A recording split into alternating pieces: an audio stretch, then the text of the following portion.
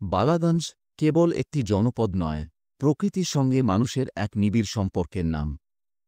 বুকে বইছে কুশিয়ারা নদী, যার তীরে গড়ে উঠেছে গ্রাম, বাজার আর অজস্র স্মৃতির গল্প।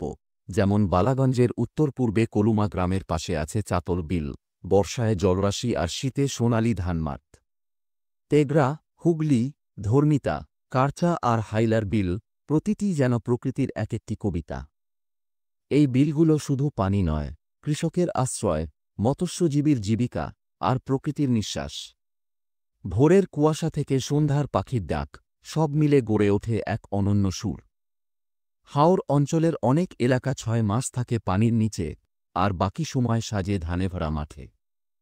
এখানকার মাছ, বিশেষ করে পুঁটি, টেংরা আর শিং, লোকজ খাদ্য সংস্কৃতির অঙ্গ। যোগাযোগে রয়েছে ঢাকা-সিলেট মহাসড়ক, বালাগঞ্জ-তাজপুর ও বালাগঞ্জ-সুলতানপুর সড়ক। আছে ওসমানীনগর থেকে বালাগঞ্জে প্রবেশের আলাদা সংযোগ সড়ক।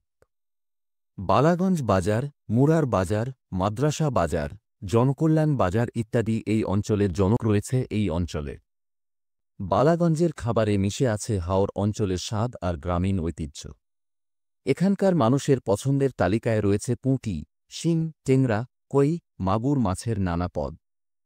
তল বিলের টাটকা মাছ দিয়ে তৈরি হয় সরষে, ভুনা আর টক রান্না। ভাতের সঙ্গে খাওয়া হয় শুটকি ভর্তা, ধনে পাতা দিয়ে ডাল আর মাটির হাঁড়িতে রান্না করা গরুর মাংস। ঐতিহ্যবাহী পিঠা, যেমন পুলি, চিতই আর সন্দেশ, অতিথি আপ্যায়নে এখনও জনপ্রিয়।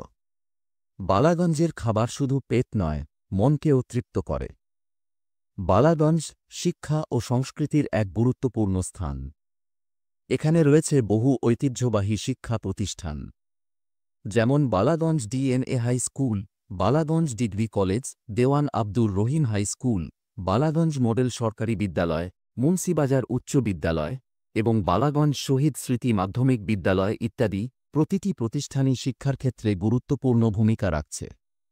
বালাগঞ্জের এসব শিক্ষা প্রতিষ্ঠান আগামী দিনের সোনালী ভবিষ্যৎ তৈরি করছে। বালাগঞ্জ শুধু ইতিহাসে নয়, ঐতিহ্যেও সমৃদ্ধ। তার অন্যতম নিদর্শন শীতল পাটি। মুর্তা গাছের কাণ্ড থেকে তৈরি এই পাটি গরমে যেমন আরামদায়ক, তেমনি দেখতে দৃষ্টিনন্দন।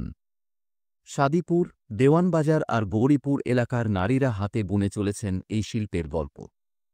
2017 সালে এটি পেয়েছে ভৌগোলিক নির্দেশক